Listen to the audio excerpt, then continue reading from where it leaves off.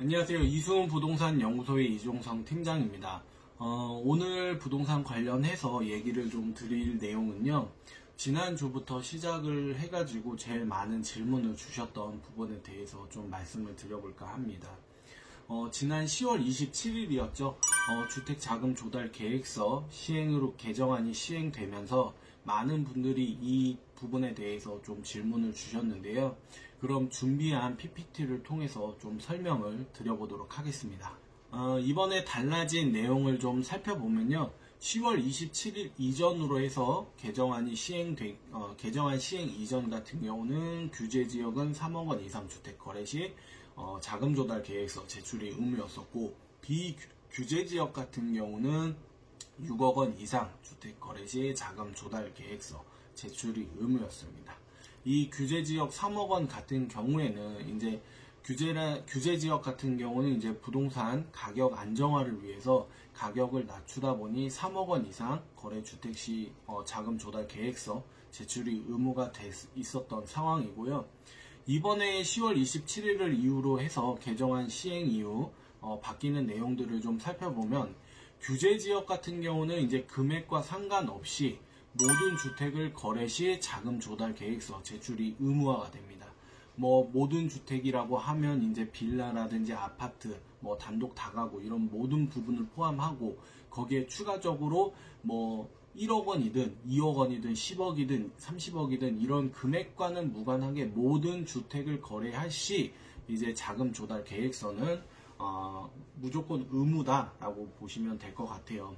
그리고 비규제지역 같은 경우는 현행을 그대로 유지해서 6억 원 이상 거래 시에만 이제 자금 조달 계획서를 제출하시면 되는 상황이고요.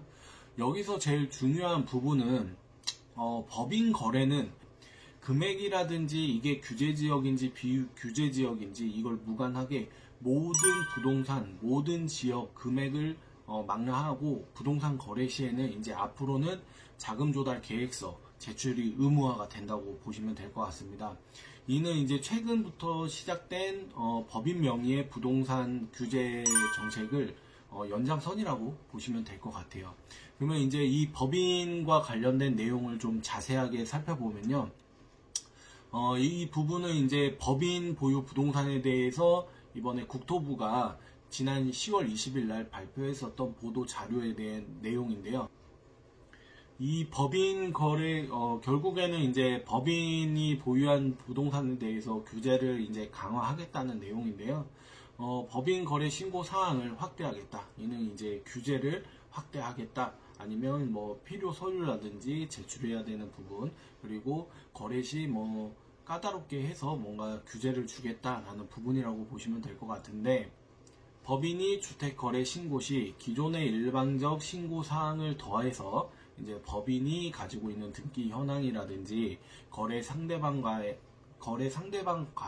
특수 관계, 그리고 주택 취득 목적을 추가적으로 이제 신고를 더 해야 된다라는 부분인데요.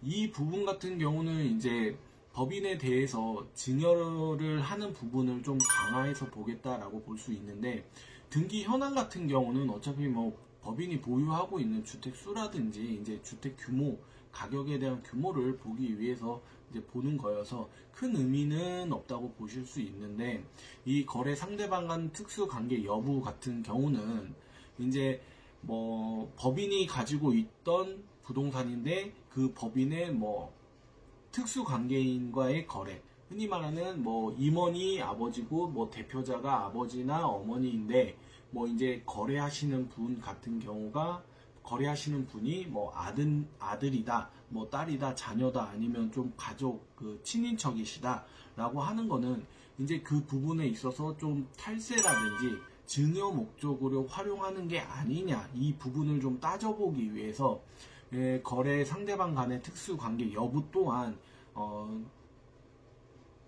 참고를 하겠다라는 부분이라고 보시면 돼요.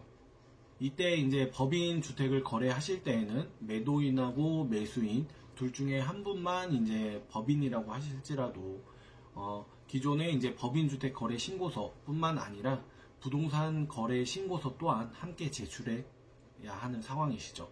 그리고 이제 매도인하고 매수인이 모두 법인일 경우에는 이제 각각 제출을 해야 되는 상황입니다. 그러면 이제 그 규제 지역이란 무엇인지 좀 말씀을 드려볼까 하는데요. 지금 이 노란색이 조정 대상 지역이라고 하면 이 규제 지역의 시작점이라고 보시면 됩니다. 그러면 그 규제 지역 안에 상위 지역이 투기 과열 지구고 그 상위 지역이 투기 지구이기 때문에 조정 대상 지역이 이상의 규제 지역은 모두 이제 규제를 받는 지역이라고 보시면 될 것 같아요. 이 규제를 받는 지역을 좀 살펴보면 투기 과열 지구는 이제 서울 전역 그리고 조정 대상 지역 포함해서 하는 부분이기 때문에 이 조정 대상 지역이 좀 더 하위 계급이라고 볼 수 있고 그 위 상위로 올라가는 게 투기 과열 지구입니다.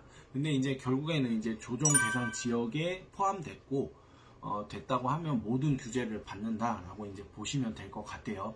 근데 여기서 이제 투기 과열 지구냐 조정 대상 지역이냐 이 부분이 좀 중요하게 갈리는 부분이 하나 있습니다. 기존에 이제 전 10월 27일 이전과 10월 27일 이후 달라진 부분이 하나 있는데요. 이 부분이 중요하다 볼 수 있습니다. 좀 어떤 게 있냐면 변경된 개정안이 뭐 큰 영향이 있을까라고 이제 의문을 가지시는 분도 있을 수 있을 것 같아요. 뭐 개정안 시행 전에 규제 지역 내 이제 3억 원 이하 주택 이게 과연 있긴 있었을까? 뭐 다시 한번 지역을 좀 살펴보면 뭐 조정 대상 지역을 기준으로 해서 서울은 뭐 당연히 규제 지역이고 경기도 같은 경우도 일부 지역을 제외한 규제 지역이라고 볼 수 있는데 규제를 비규제 지역이라고 할 수 있죠. 뭐 김포, 파주, 연천 이런 지역을 제외하고 경기도 같은 경우도 뭐 과천이라든지 판교라든지 위례라든지 이런 지역 같은 경우는 이미 뭐 20억을 호가 기준으로 해서 20억을 이미 뛰어넘은 지역들 중에 하나이고 뭐 20평대 같은 경우도 10억 이상 하는 지역들이 있기 때문에 뭐 거의 뭐 규제가 아닌 지역이 없을 정도로 서울을 비롯해서 경기도 상위권 지역들은 전부 규제 대상인데 뭐 이쪽 지역에 뭐 3억 원 주택이 있긴 있었냐라고 이제 질문을 하실 수도 있을 것 같아요. 뭐 서울 같은 경우는 빌라 같은 경우도 투룸 기준으로 해서 신축은 거의 뭐 3억 원 이하가 없을 정도로 이제 많은 부동산 가격이 상승이 있었기 때문에 뭐 이게 뭐 큰 의미가 있을까라고 이제 말씀하시는 분들도 있을 수 있는데요. 여기서 중요한 거는 이번에 개정된 내용을 좀 살펴보면 결국에는 자금 조달 계획서 증빙 자료를 제출해야 되는 부분입니다. 변경된 내용을 좀 살펴보면요. 기존 같은 경우는 이제 투기과열 지구 9억 원 초과 주택에 대해서만 이 증빙 자료를 요구했었는데 이번에 개정안을 통해서 투기과열 지구 내 모든 주택을 거래 시에는 내가 그 자금 출처에 대한 증빙 자료를 소명해야 될 의무가 생긴 거라고 보시면 돼요.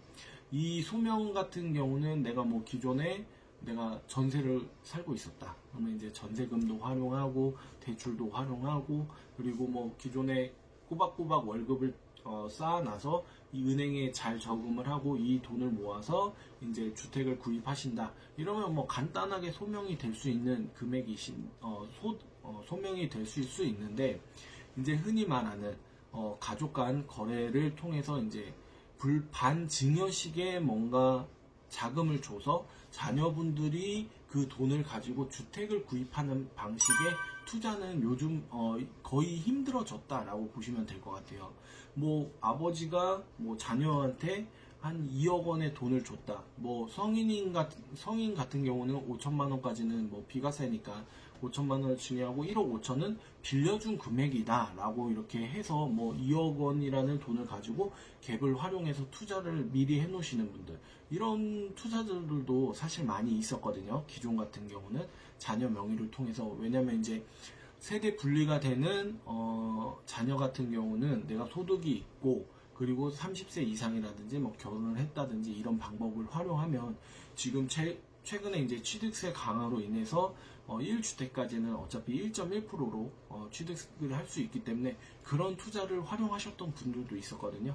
근데 그런 부분마저도 이제 강화를 해서 규제를 하겠다라는 부분이라고 좀 보시면 될 것 같아요. 뭐 일반적인 투자자들한테 이 부분이 제일 크게 와닿으실 수 있는 부분이라고 보실 수 있고, 뭐 일반적으로 뭐 내가 뭐 갭을 활용해서 전세금을 올리고 또 투자하고 이런 계속 늘리기식의 투자를 하셨던 분들이라면 뭐 당연히 취득세 강화로 인해서 뭐 현재 뭐 투자가 조금 좀 주춤한 상황이긴 하지만 더욱더 위축된 상황이다라고 보시면 될 것 같고요. 뭐 증빙 자료를 좀 제출해야 되는 부분들을 좀 살펴보면, 결국 내용을 좀 살펴보면 금융기관 예금액, 결국에 이제 내 통장에 있는 돈을 보겠다라는 거고, 뭐 주식, 채권 이런 재테크적인 측면, 거기다가 이제 내가 근로소득, 원천징수 이런 부분은 결국에는 내가 이제 매달 얼마 버냐라는 부분까지 이제 쳐다보겠다는 뜻이거든요. 이런 부분들은 분명히 이제 주택을 매수하시는 분들의 입장에서는 심리적 압박으로 좀 올 수 있어요. 내 모든 자산이나 금융 이런 부분을 전부 부동산 하나 거래함으로 인해서 그냥 전부 다 오픈해야 되는 상황이기 때문에, 그런 거를 좀 오픈하려고 하는 분은 오픈을 하는 거에 대해서 뭐 문제될 건 없지만, 내가 이제 성실히 이제 좀 하셨던 분들이라고 해도 그 부분을 오픈하라고 하면 좀 심리적으로 좀 좋아하실 분은 없을 것 같아요. 분명히 위축될 수밖에 없는 상황이죠. 그러니까 아무래도 그런 부동산을 거래하실 때, 내가 이제 주택을 매수하실 때 내가 이런 거를 어떻게 준비해야 될까, 그리고 뭐 어디까지 어떻게 어떤 식으로, 그리고 내가 이거 예금인지 뭔지, 뭐 그리고 이거는 주식으로 체크해야 되는 건지 아니면 이건 대출로 체크해야 되는 건지, 이런 게 아무래도 이제 처음이시면 아무래도 많이 당황하실 수 있기 때문에 그런 부분을 좀 질문을 많이 하셨던 것 같아요. 그리고 이제 그게 아무래도 뉴스에도 많이 노출됐었고 했기 때문에 저번 주를 기점으로 해가지고 이제 많은 질문을 주셨던 것 같습니다. 간단하게나마 이렇게 좀 설명을 드렸는데요. 앞으로도 이제 부동산과 관련해서 뭐 질문이 있으시다, 아니면 주요 뭐 언론을 통해서 이제 많이 화두되고 있는 내용에 대해서 좀 자세하게 그리고 설명드릴 수 있도록 노력하겠습니다. 영상 좋아요와 구독 눌러주시고요. 다음에도 이제 좋은 내용으로 해서 찾아뵐 수 있도록 하겠습니다. 감사합니다.